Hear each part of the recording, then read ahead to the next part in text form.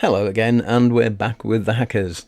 We do a lot of hackers on this channel. I think they are one of my favourite radios, despite limitations of them in the modern world, such as their lack of top-end VHF coverage. But nevertheless, they're pretty solidly built stuff, and you can put them up there with the Grundigs of this world, really, in terms of quality. Although the Grundigs mostly did cover the full span of the VHF waveband. Now this is a Hunter, and the Hunter is one of the more popular ones of the hacker family, really.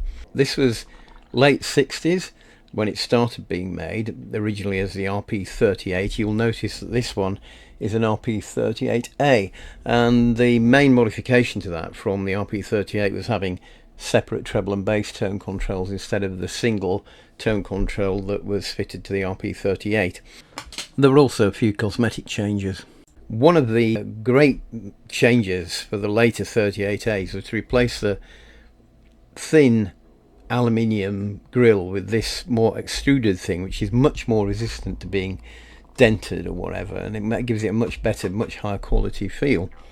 I think this is one from around 1973, and one of the things that was fitted then, along with the improved grill, was a DC socket. So these things, like a lot of hackers, use two great big PP9 batteries, which are increasingly expensive things to use in the modern world, and very heavy as well. So adding a DC input socket seems a good idea. However, it's been the cause of a bit of hacking around on this hacker. I sort of guess what's happened here. So here you've got the original socket, supposedly, and it's also, if you can't quite read that, it says center pin negative, which again is a real favourite of hacker, because most people have the center pin positive. So if you tried to use a non-hacker power supply with your radio, it would blow it up, because they often didn't bother fitting a diode in there. So this socket here isn't there anymore. I can just stick my screwdriver in there. So that socket is gone. And obviously what some previous owner decided to do, having found or bought it with the socket broken, I don't know, decided to fit one of these 2-pin bulging connectors. Now these were originally, I think, done as like mains connectors, and they were made illegal sometime in the 70s as mains connectors, because the plug which fitted into it, well, I say plug, it's a socket, obviously the plug is on the non-live side. The plug which fitted into it could be unscrewed with your fingers, which made the unsuitable for using with mains voltages. There was also a 3-pin version of this, also banned for the same reason.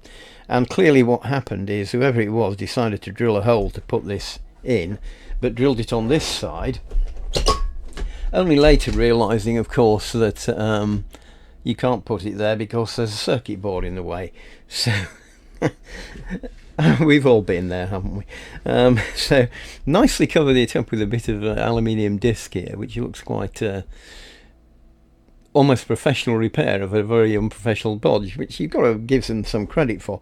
But then put this thing in, and the plugs that go into this, I think I used to have some, but I'm not sure I have any now, and you can get them from eBay, but they're just stupid prices. People want 15-20 quid for them, so you have to do something about this. I have a feeling I'll just take all of this out and put some piece of plywood over here to cover it all up, because none of it's useful anymore. Under here is an earphone socket, which you would have expected. On the other side, an external aerial socket. Usual hacker thing, you pull the back off. Notice this one doesn't have the turntable that other hackers used to have, so you could swing it round easily for AM reception. Also, you can't see the ferrite rod here. It's right at the back and at a slight angle. Well, right at the front, I should say, really, shouldn't I? But at back, looking from here anyway. Normally the ferrite rod appears near here, and you can see when you take the back off. Other odd thing is the placement of this VHF aerial. The telescopic aerial is actually screwed onto the heatsink for the audio amplifier. Now, why was that? It's in an odd place. Normally it's over one end. I think it's to give it some sort of ground plane and improve reception. That's the only reason I can imagine for doing that. Otherwise, why isn't it here like it would be in most radios? Just looking at the audio amplifier, that capacitor there, which is the output coupling capacitor, it's as Krusty the Clown eating a crustacean on crusty bread. So before I apply any power to it, I think what we'll do is we'll pull this audio amplifier out and replace that and possibly a few other capacitors on it as well.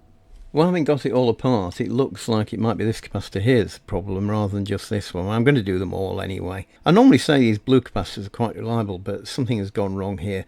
I think given there's only, half a dozen capacitors on this board, we might as well just do them all.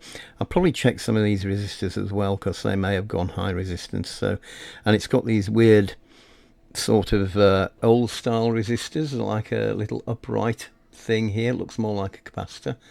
These are, I think, carbon composition resistors. I'll check on that, but they are quite old, and I'm not sure of the reliability of those either.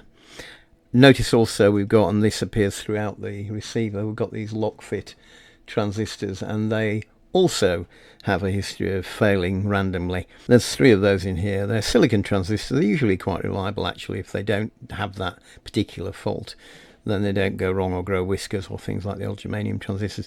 Germanium output transistors, which again was quite a common thing in those days. It was easier to get lower crossover distortion with germanium transistors than with silicon ones, which is why they were still used in power stages quite a while after everybody switched over to silicon for the input and driver stages.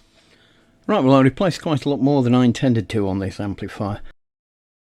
Obviously I did the electrolytics, and the 2 here that I'd identified as being rather crusty were in fact absolutely useless. So I did the others as well. But then these resistors, which I thought I might have to replace, these are 2.2 ohms, but they're actually showing up as about 2.4, so I'm not too worried about that really. That's just as well, because I didn't really have any suitable replacements for those. Here's all the stuff we removed. And the ones that were a problem were these weirdo resistors, and every one of those I took out, I measured, was about 20 to 30% over. And yeah, I've done all those components. What we will have to do though, I think, given the number of components that have been replaced, is adjust the quiescent current. Now that involves putting an ammeter in this link and measuring the current and tweaking about with one of these resistors, that one I think, to set that, and then another one to set the midpoint voltage. So that's going to be fun. I think I'll do that with the power supply rather than in situ in the amp. Yeah, well, it still didn't work after changing the capacitors, and the reason for that was one of the lock fit transistors, TR4, which is the one that's the driver for the 2 output transistors, was faulty, so I changed that and then it started working again. But we had a lot of instability in motorboating, and as usual with the hackers, that is caused by this horrible 5-pin connector here, which, as you can see, is just some receptacles soldered onto the board and a rather rocky connector there with some like single point solder connections inside it. It's very difficult if you want to get it apart. I haven't attempted that here because I don't think those connections are bad, but you quite often have to reflow the solder on the bottom, and if you don't do that it oscillates quite badly, so I've fixed that. The only other thing I've found, I don't know whether this is down to recapping it and refurbishing the board, is that it's now too loud. You have to get it right off the bottom of the volume control to get it at quite a sizable volume. So what I've also done is added a 100k resistor in series with the volume pot, and that seems to have brought it to a more reasonable level. So we can put it back together and listen to it. The only problem is, what do I do with the handiwork of the mad hole cutter here? I still haven't really got a proper answer to this.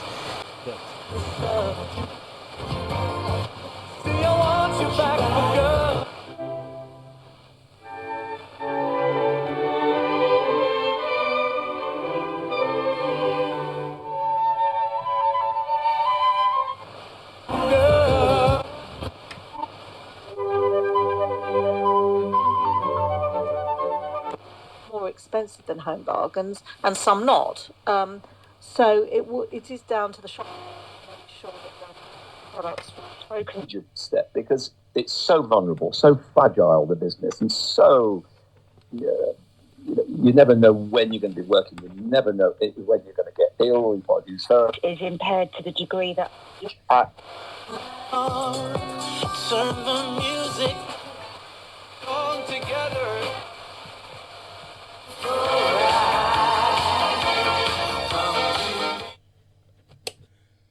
So it's come out pretty well, really, this set. Having fixed it, the sound quality is as good as any hacker, really, and that's always good, as you hear.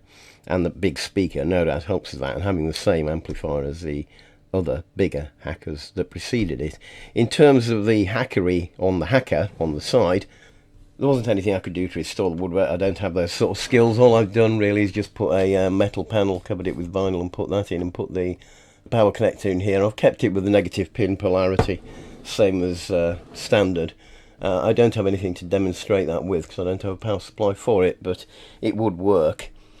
And I've also put a diode in there, so if somebody does connect one with the pin being positive, it isn't going to blow up.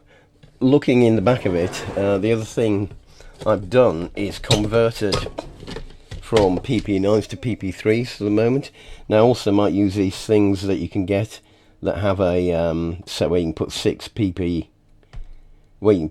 AA's in, and I haven't decided yet whether I'll mount some more solid PP3 ones or put AA holders in. 12 AA's though, it's quite a lot that you end up having to use for this. Part of the reason for this is I've been getting very poor results recently from the PP9s I've been buying. They've been failing very quickly. Their battery life has been poor, and it's not like, so they measure 9 volts, but their internal resistance goes up quite quickly.